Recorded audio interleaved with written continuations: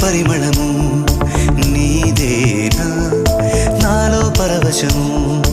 నిజమేనా బొండు మల్లి పువ్వు కన్నా తేలికగు నీ సోకు రెండు కళ్ళు మూసుకున్నా